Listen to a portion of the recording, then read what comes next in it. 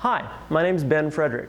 I'm Director of Music at St. Joseph's Seminary College in St. Benedict, Louisiana.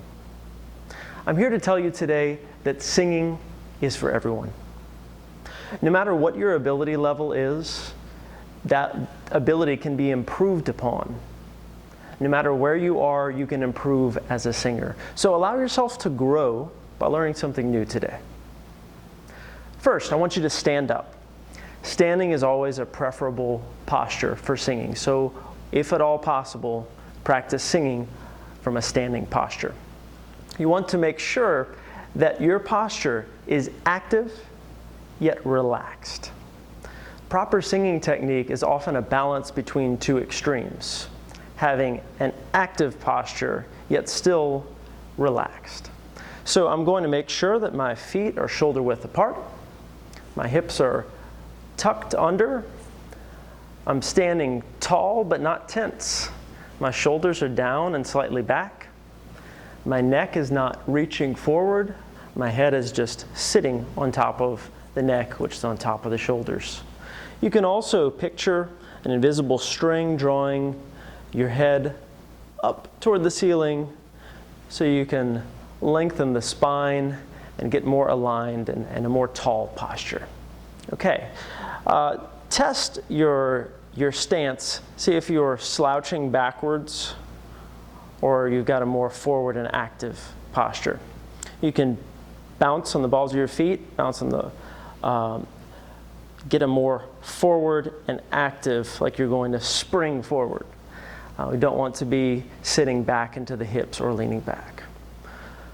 Next thing is essential, and that's breathing, inhalation and exhalation, or as I like to say, inspiration and expiration, because it has a little theological context there.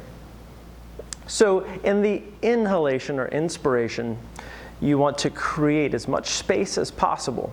In the exhalation, you want to create support, and your breath will just ride that support for a beautiful tone.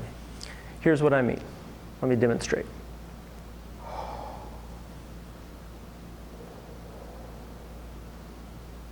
One more time, I'll turn to the side so you can see the expansion.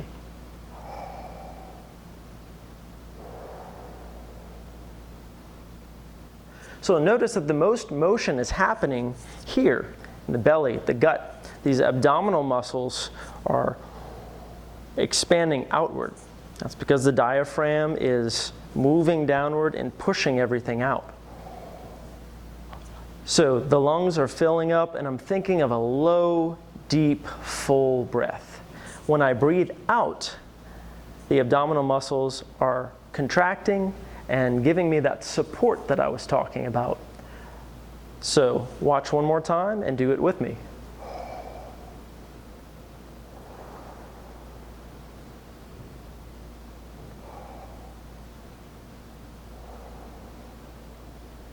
Notice that when I breathed in, my shoulders didn't raise up.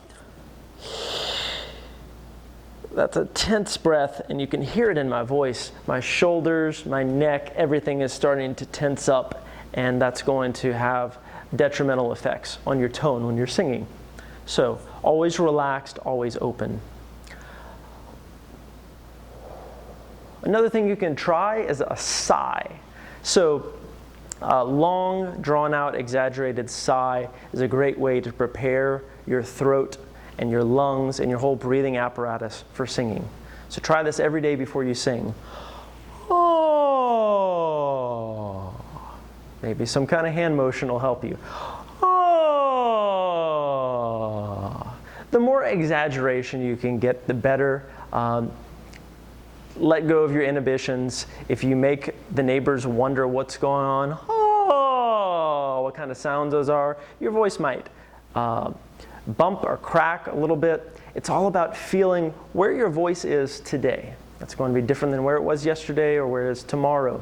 You're just feeling where the comfortable range of your voice is today, and also trying to get rid of any interference, any tension, any kind of phlegm or crackle that's in there. So, oh, do that a few times.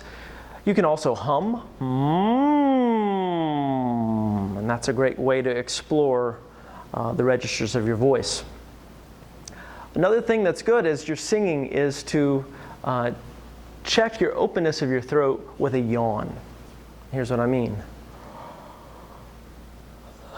The first part of a yawn, where the soft palate raises, is really a desirable position for your throat. When I say soft palate, I've got the hard palate behind the teeth and the soft palate behind that. So the very back of your palate should be in a raised position.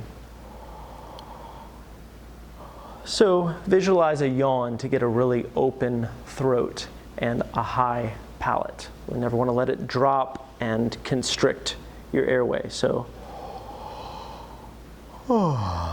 check and adjust often with your posture and with your breathing. So have this mental inventory of your alignment, your inhalation, your exhalation, and make sure that you're not adding any tension unnecessarily into your singing.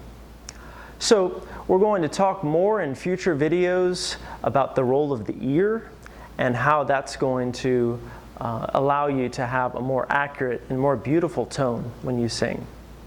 Thank you so much for watching, and keep practicing.